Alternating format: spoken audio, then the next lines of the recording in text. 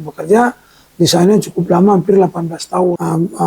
Setelah kita keluar dari rumah sakit, tiba-tiba customer kita, saya yang dulu kenal itu menghubungi saya. Mbak, ini momentum Bapak, silakan Bapak ambil barangnya, silakan Bapak kerjakan. Dan pada saat itu belum ada badan usahanya, jadi kita ambil dulu kerjanya, kita kerjain dulu. Ceritanya anak ini kita bawa tuh, masih merah dari rumah sakit, kita bawa, ambil barangnya untuk kita kerjakan. Oh gitu? Itu. Oh siap. Dan itu pengiriman ke luar negeri itu macam-macam. Ada courier service, ada banyak bidang ya. Ada bidang bisnisnya pun beda-beda ya. Di kita ada kurir, ada forwarding.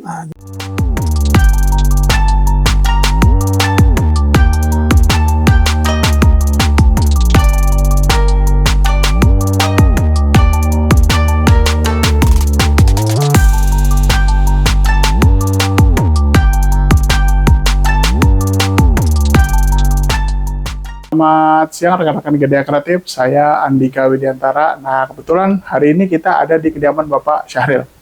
Nah, kita mau cerita-cerita hal-hal yang berkaitan dengan beliau ini. Dulu kegiatannya apa, sekarang saya datang ke rumahnya nih, wow, besar sekali. Jadi kita mau belajar kisah sukses dari beliau, apa aja sih tips-tips dan ilmu-ilmu yang bisa dibagi nih ke kita yang masih karyawan, pengen ke dunia usaha gitu. Jadi pertanyaan pertama adalah sehat Pak? Alhamdulillah sehat. Ya. Yang kedua saya ucapkan terima kasih Pak dikasih waktu nih buat mampir ke sini, mampir ke rumahnya. Sama-sama. Jadi kita mau belajar aja sharing ilmu. Jadi gimana Pak Syahril? Dulu awalnya apa? Langsung di dunia ekspor impor dulu atau dulunya apa? Atau gimana? Baik. Bismillahirrahmanirrahim. Assalamualaikum warahmatullahi wabarakatuh. Waalaikumsalam. Terima kasih Mas Andika.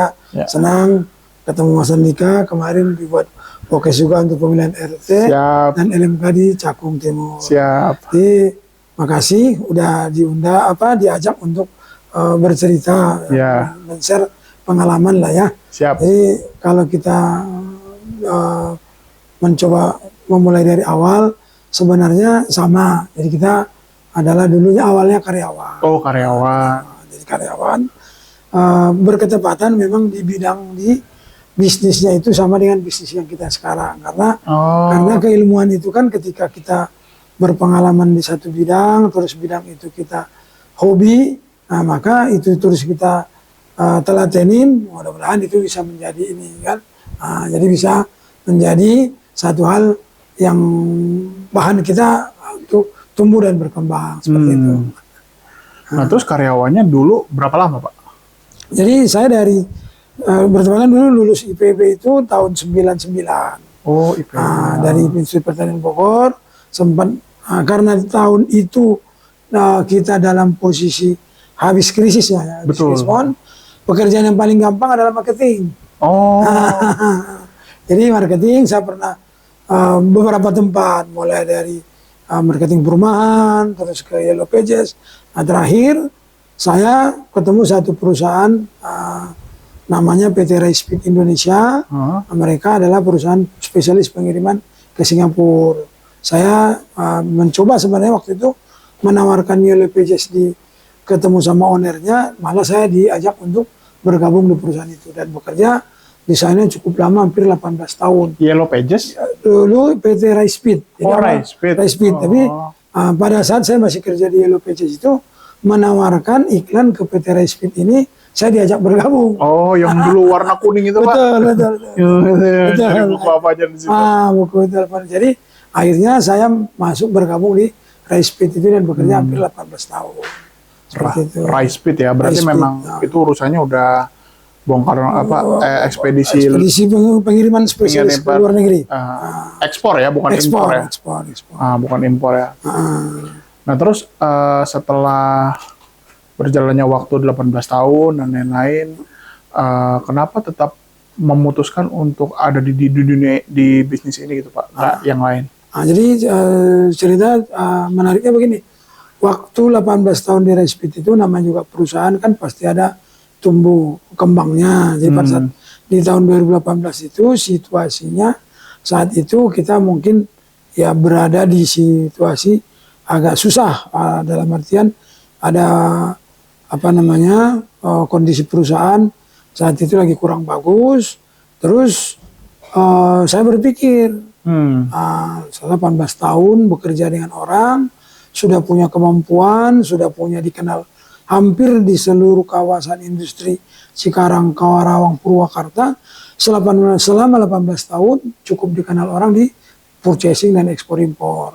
Akhirnya dari sana saya berpikir, oke, mungkin inilah momentumnya. Kan nggak mungkin juga kita sebagai karyawan terus, karena pada saat di sana yang punya perusahaan rice mill ini cukup baik ke kita nih, cukup sayang ke kita, tapi udah lama niatan untuk pengen keluar ini, tapi pada saat situasi itu mungkin ada kesempatan untuk mencoba mengundurkan diri.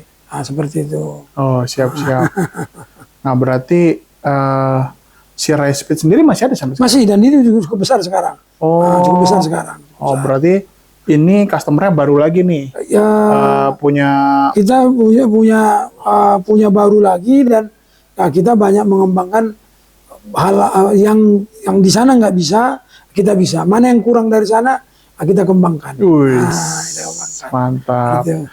Terus jadi karyawan sampai usia berapa, Pak? Usia karyawan itu mungkin sampai 35 tahun. Sampai 35 tahun. Nah, sekarang berarti kan kita bicara tentang membangun bisnis sendiri. Nah, itu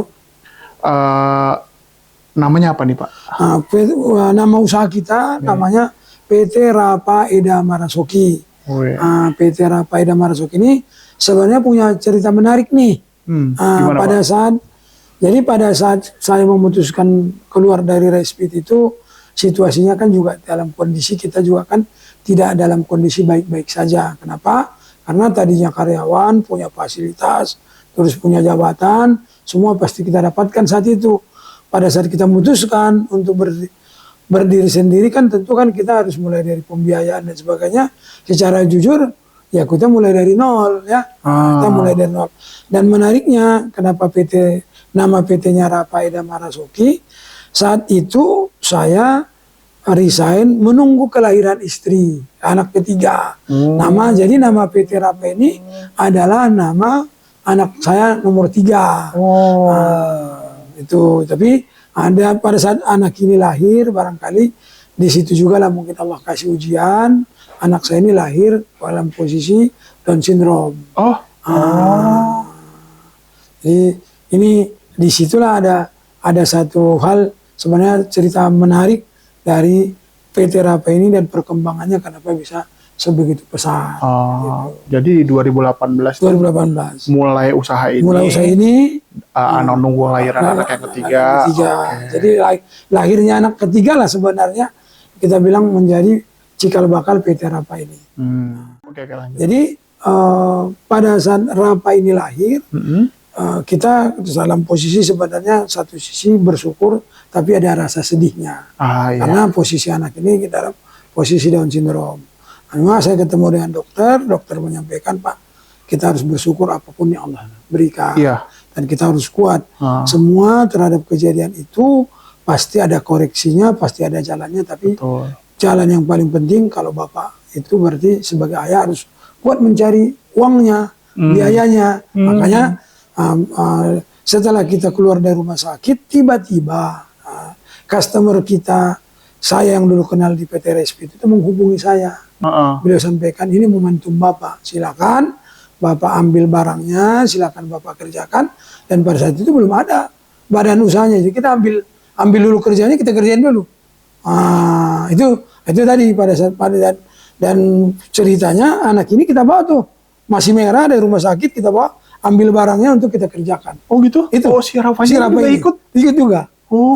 Itu tadi jadi menjadi cerita uniknya kan. Jadi kita bawa dia dan ibu ini, customer ini memberikan waktu untuk 3 bulan untuk menyelesaikan legalitas dan semua urusan perusahaannya. Itulah cikal bakalnya PT Rapa Eda Marasoki ini.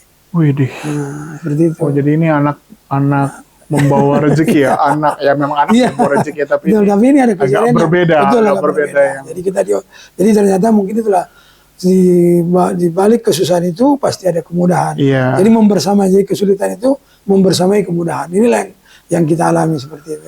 Oke, berarti udah ada jaringan marketingnya udah ada dulu ya. Betul, ada dulu. Udah ada dulu jaringannya dipakai. Betul. Nah, terus customer pertama kali itu si ibu itu di spare part itu Betul. berapa banyak Pak? Rutin dia Dia kirim? rutin. Jadi kalau kita bisa bicara omset, dia pada saat kita terima dia menjadi customer kita itu kurang lebih dia omset itu 500 juta per bulan. Hah? Nah, itu makanya kita bilang tadi. Baru pertama udah dapat Iya, 500 juta sebulan? sebulan. Nah, ini yang kita bilang tadi. Jadi Wow. inilah yang hilang dari tadi kalau misalnya kita bilang ini dulu adalah klien kita waktu di perusahaan lama, terus kita karena resign, pas ada lahir anak-anak, ibu itu menghubungin kita untuk bikin perusahaan. Jadi inilah cikal bakalnya PT Rafaida ini. Sebelumnya waktu itu saya belum tahu mau kemana. Gitu. Gitu. Oke, nah berarti bergerak di bidangnya lebih banyak ke ekspor apa Ekspor, impor? lebih banyak ekspor. Ekspor. Nah, sebenarnya kalau ekspor tuh persyaratannya apa aja sih Pak? Kalau impor kan yang saya tahu hanya ada packing listnya dari sana, untuk kualitas barangnya udah tahu dan lain-lain. Nah, kalau ekspor tuh apa nih yang beda? Kalau ekspor, Yang ngirim ya kalau betul. Nah, kalau ekspor itu alhamdulillah ya, pemerintah Indonesia itu cukup baik lah ya. Artinya gini, pemerintah mendukung kegiatan ekspor karena apa? Karena ekspor itu akan menambah devisa negara. Jadi dalam posisi ekspor itu nggak begitu ribet. Jadi customer atau pengirim dia cuma menyiapkan invoice packing list, nanti terus kalau ada badan usaha atau perorangan bisa melalui kita atau bisa melalui badan usaha mereka. Dan itu pengiriman ke luar negeri itu macam-macam. Ada courier service, ada banyak bidang ya. Ada bidang bisnisnya pun beda-beda ya. Di kita ada kurir, ada forwarding. Nah, jadi kalau forwarding itu arsitek jasa pengiriman. Kalau kurir mengirimkan barang dari perusahaan dari satu titik ke alamat tertentu di luar negeri. Dan mekanismenya juga banyak. Bisa pengiriman itu juga nggak serta-merta kita misalnya langsung sendiri. Kita bisa berkolaborasi dengan perusahaan misalnya DHL, FedEx. Bisa berkolaborasi dengan mereka untuk mengirimkan barang-barang ke luar negeri. Dan di situ juga bisa kerjasama kita dengan mereka langsung, bisa, atau kita dapat akun dari mereka. Itu bisa. Banyak kemungkinan kolaborasi itu banyak. Di bidang ekspor banyak sekali kan gitu. Nah kalau yang saya tahu Pak, impor itu kan ada jalur merah, jalur kuning sama jalur hijau. Ya, ini yang saya tahu kalau impor ya, kalau impor ya kan. Nah, kalau ekspor kayak gitu juga apa? Kalau ekspor enggak, lebih simpel. Jadi ekspor itu sebenarnya nanti regulasi.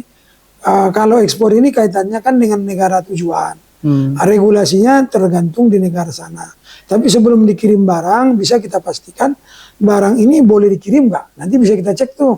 Misal contoh, kayak Cina, ada barang-barang tertentu untuk menjaga stabilitas ekonominya mereka, barang itu dilarang, artinya dikurangi. Mungkin kayak Jepang, nggak sebarang kita misalnya ngirim rokok, kopi, karena di negara sana proteksi. Terus ada negara-negara tertentu kayak obat, misalnya kayak kita orang Indonesia banyak anaknya kuliah di Singapura, mungkin boleh ngirim obat cuma jumlah sedikit dan ada resep dokter. Karena itu kaitannya dengan aturan di setiap negara seperti itu.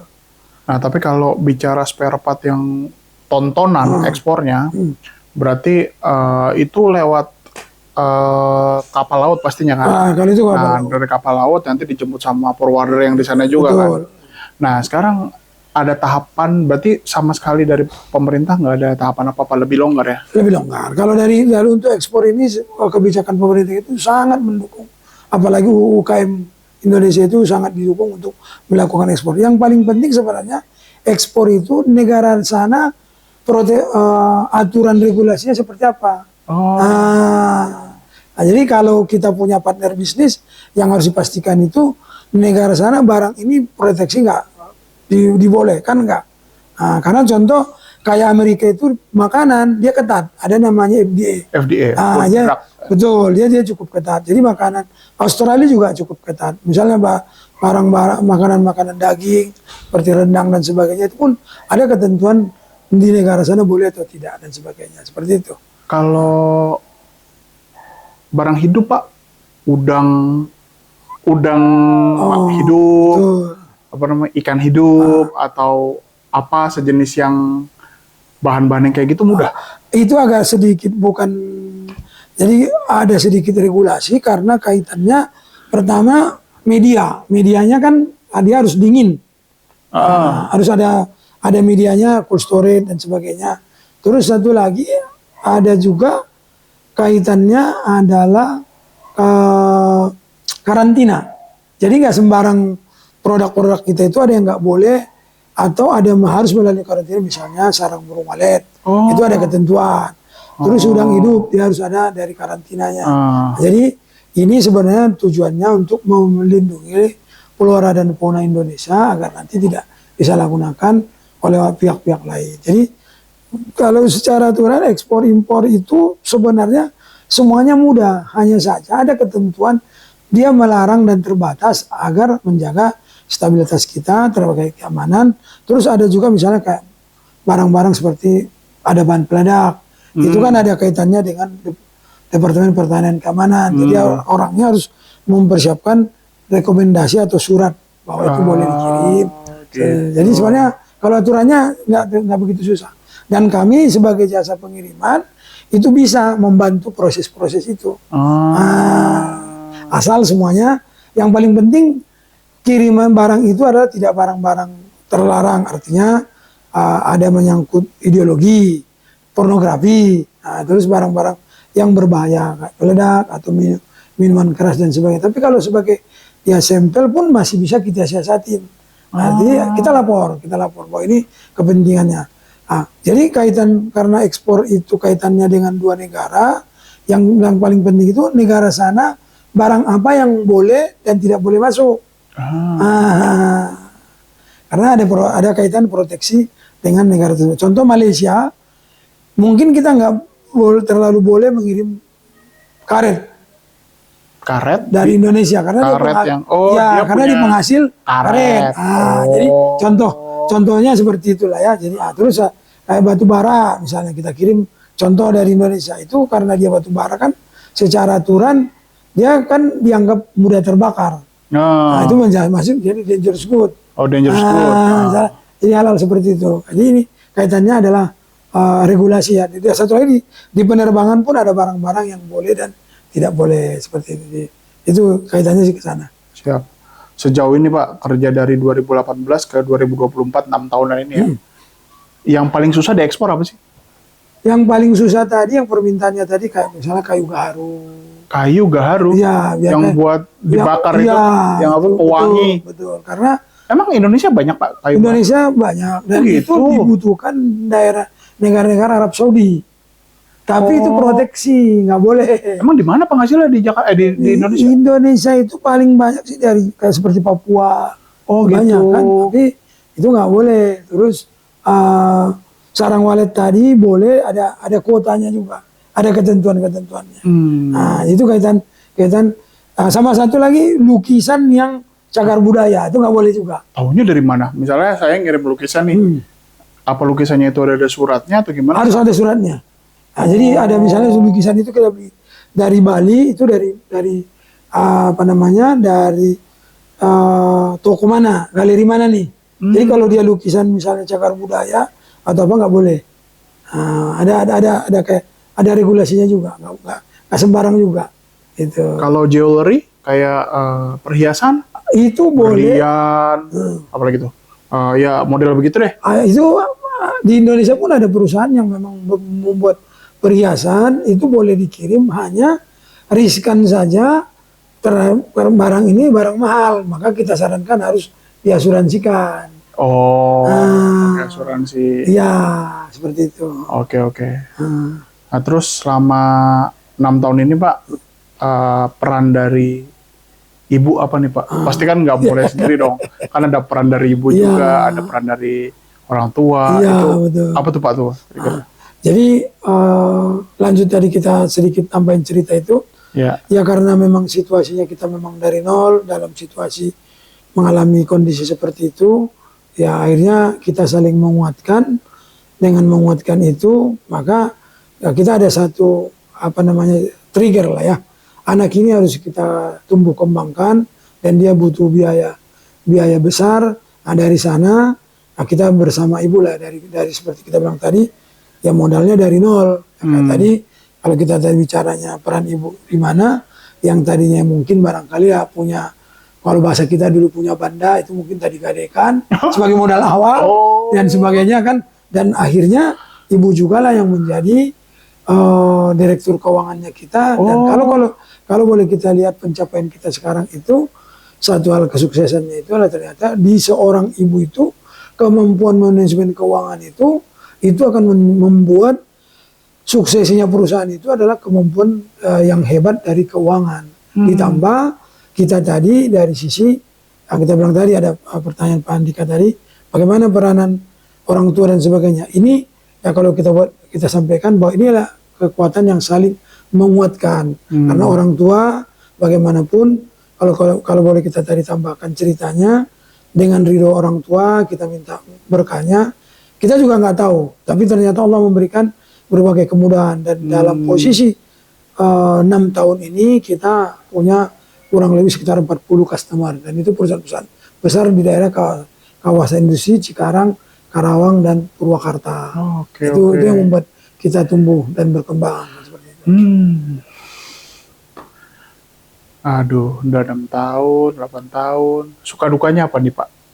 Kalau suka dukanya sih sebenarnya kadang-kadang ada juga lah, mungkin customer kita atau orang-orang misalnya yang tadinya kita harapkan bisa panjang berbisnis dengan mereka, ternyata mungkin mereka menyalahgunakan kepercayaan seperti itu. Tapi kan untuk suka, tapi kalau kita lihat bicaranya sih lebih banyak sukanya ya, karena kalau kita bilang tadi di sini kami akhirnya banyak belajar, dan alhamdulillah di rencana kami perusahaan kita ini akan kita tambah di tahun lalu kita udah tambah 1 anak perusahaan.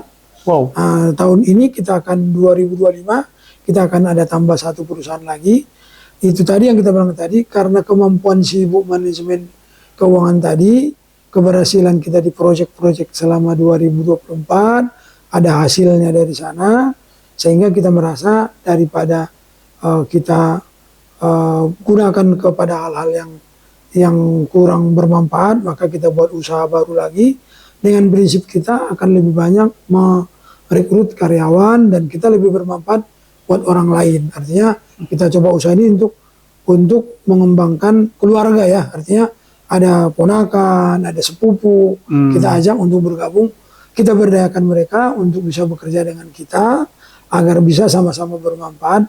Dan satu hal yang menarik di usaha kita ini yang kami selalu sampaikan, kita membiasakan karyawan kita ini untuk mereka selalu kita paksakan ada pengajian dan ada sholat, kita paksakan mereka untuk sholat berjamaah itu di masjid. Karena kita sampaikan ke mereka, apapun yang kita hasilkan ini itu nggak ada keberhasilan di kita, tapi kita harus dekat dengan Allah Subhanahu Wa Taala.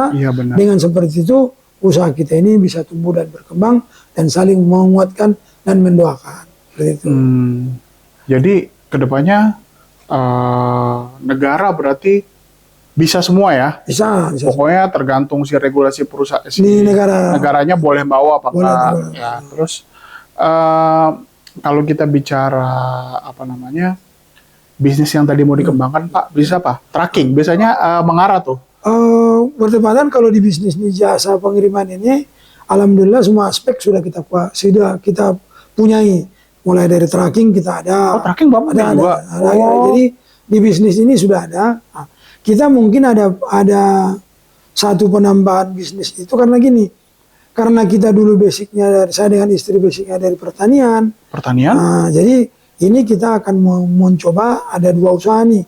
Usaha tambahan itu, satu kita adalah perusahaannya bergerak ke agrowisata. Nanti kita akan bikin satu kawasan wisata edukasi. Glamping. Enggak glamping, tapi kita masih mengedepankan pertanian. Jadi artinya kita akan buat perkebunan kelapa sekitar 1 hektar, perkebunan. Terus kita buat perkebunan, ada beberapa pisang 1 hektar. Jadi tapi di samping itu kita coba wisata edukasi. Jadi jadi kita arahnya ke sana. Kita pikir dari hasil usaha kita dari bisnis tracking ini, dari hasil bisnisnya kita sekarang, kita bisa mencoba merambah ke bisnis ini karena pemerintah kita kan ke depannya berpikir ketahanan pangan. Ketahanan pangan.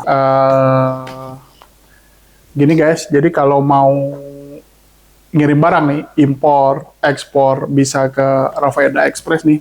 Nanti kita kasih linknya di bawah. Siapa kontak personnya dari marketingnya dari Pak Syahrir nanti. Tapi jangan Pak Syahrir ya, tim Pak Syahrir ya. Jadi tim Pak Syahrir yang bakalan jawab-jawabin kalau ada pertanyaan. Mau belahan dunia manapun bisa kita kirim barangnya selama regulasinya oke, baik impor maupun ekspor. Dan juga ada trackingnya juga, nanti setelah turun barang dari sini, forwardingnya nanti diurusin sampai ke tempat tujuannya. Betul. Jadi dari 2018 ke 2022 ini memang 24 ya. 2024 ini customernya tuh kebanyakan dari wilayah Cikarang dan perusahaan-perusahaan besar nih kalau dilihat di sini yang sekali kirim bisa tontonan nih. Jadi bisa lihat nanti profil perusahaannya di Rafaeda Express ini nanti semua ada di sini. Nah sekarang balik ke kita nih, orang yang belum memulai untuk bisnis, tapi kepengen berbisnis Pak, dan nggak punya experience. Ibarat kata misalnya saya nih, kena lay off hari ini nih, kan kita juga, aduh kita mau ngapain ya? Sementara kita ya harus ngidupin istri juga dan lain-lain kan. Kira-kira apa ada motivasi tertentu untuk orang-orang yang baru memulai kayak kita? Oke, baik. Mungkin gini, kan bisnis itu kita harus pertama kita hobi dulu, suka dulu. Suka? Iya, kalau suka dengan bisnis itu kan bicara orang hobi. Kan kalau orang hobi ini tengah malam pun dia kerjakan. Misalnya orang mancing, yang tengah malam kan dia kejar tuh, dia ajak jam berapa aja dia pergi. Orang naik sepeda. Saya sulit apapun medannya dia kejar tuh. Jadi pertama kita harus hobi dulu. Yang kedua lihat kemampuan. Kita harus lihat kita passionnya di mana. Passionnya kita di mana. Mulailah dengan apa yang kita passionnya di sana dan kemampuan kita di mana. Nah, karena kayak di saya itu tadi bahwa memang berasal memang dulunya kan memang marketing. Kan banyak ketemu orang. Nah, dengan ketemu orang lain jangankan kita bicara dari agama kita aja udah menjadi petunjuk bahwa silaturahmi itu akan memberikan keberkahan kan. Nah inilah yang kita coba lihat. Jadi balik sebenarnya ke masing-masing orangnya. Kita mampunya di mana? Kalau kita misalnya baik mungkin kita mampunya misalnya dagang, artinya nggak apa-apa kita mulai dengan dagang. Tapi hobiin, suka dulu dengan dagang itu. Karena kalau dia suka kan pasti kita akan mikirin dan 24 jam kita pasti mau mikirin kan. Nah, ini juga karena tadi kita hobi, satu lagi ada 18 tahun di bidang ini, sedikit banyaknya kita sudah banyak pengalaman, kita tahu celah-celah misalnya akan contoh dibodohin orang kan tidak paham, walaupun yang namanya seperti itu pasti ada kejadian kan, seperti itu. Jadi nggak apa-apa mulai. Yang kedua ya kita minta berrestu lah ya, kita mungkin buat kita yang suami istri kita minta diskusi dengan istri. Minta doa restunya dia juga. Kita yang punya orang tua, kita minta doa orang tua. Nah, terus yang terakhir, kita dekatlah sama Allah. Kenapa? Semuanya itu pasti Allah kasih. Yang penting kita mau berusaha. Nah, tapi jangan saya sampaikan, misalnya gagal sekali, jangan kita juga langsung misalnya bahasanya langsung istilahnya frustasi. Enggak. Karena keberhasilan itu dari orang-orang yang gagal berkali-kali. Kan gitu, seperti itu. Oke deh, jadi mungkin kalau bicara ekspor impor udah hatam lah ya, sama totalnya kerja hampir 18 tahun lagi. Mungkin ada tips-tips lain lagi selain usaha yang ekspor impor Pak? Yang Bapak tahu atau mungkin usaha yang apa gitu? Ini ya kayak kita tadi, jadi kan sebenarnya kalau kami di ekspor impor ini banyak ketemu, kalau sekarang ini kita salut juga banyak anak-anak muda kita yang mereka kalau secara jujur karena kami bersentuhan langsung mereka yang bermain di bisnis e-commerce ya. Jadi mereka yang misalnya kirim melihat peluang misalnya orang-orang di Eropa, anaknya sekolah di Eropa kan pengen nih misalnya mainan Indonesia, pengen makanan Indonesia. Itu banyak dikirim tuh. Jadi karena atau kerinduan terhadap Indonesia. Jadi banyak orang-orang yang kayak dari daerah-daerah tempat wisata kita, ada juga kayak orang di luar negeri, dia pengen main congklak. Adanya belinya di Jogja, di Medan. Jadi ternyata dunia sekarang ini terbuka dengan adanya marketplace, dengan adanya orang sekarang gampang. Nah, di kami jasa pengiriman itu tersentuh tuh. Ada orang minta akhirnya nyari, Pak tolong dong bisa ngirim ini enggak? Akhirnya kita kirim. Nah, begitu juga makanan-makanan khas. Ternyata bisa. Begitu juga dengan peluang-peluang yang sangat menarik itu adalah kalau bisa kita sampaikan, banyak orang-orang Indonesia itu di luar negeri menjadi TKW. Itu pengen lah ada kerinduan terhadap makanan Indonesia, mainan-mainan Indonesia, apapun itu makanya itu menjadi peluang. Nah, begitu juga kami dari sana dia punya keluarga di Indonesia, pasti dia pengen ngirim sesuatu. Jadi ekspor impor itu bidang bisnisnya cukup banyak nanti turunan daripada bisnisnya sangat-sangat banyak. Dari ekspor impor aja kita udah sangat melihat banyak banget peluang ada di sana. Seperti itu. Siap. Ya mungkin hari ini udah banyak cerita dengan Pak Syahrir. Jadi yang saya bisa simpulkan adalah yang pertama adalah ketika kita mau memulai adalah yang pasti adalah dari hobi dulu. Jangan lupa kalau nggak hobi nanti malas ngerjainnya. Jadi jam 12 malam ditelepon, jam 1 pagi ditelepon, malas ngerjain. Tapi kalau kita udah suka, jam berapa aja kita layani gitu. Terus yang kedua adalah jangan lupa dekat sama ya yang ngasih kita makan, ya Allah Subhanahu wa taala. Jadi kalau kita dekat kita kasih jalan terus ya kan. Yang ketiga tetap semangat, nggak boleh capek ketika udah gagal, harus dicoba lagi dan dicoba lagi. Jadi jangan cuman kayak gitu, sama doa istri, orang tua dan semua kerabat yang ada. Jadi mungkin terima kasih Pak Syahrir waktunya. Jadi saya akhiri sampai sini. Assalamualaikum, selamat siang.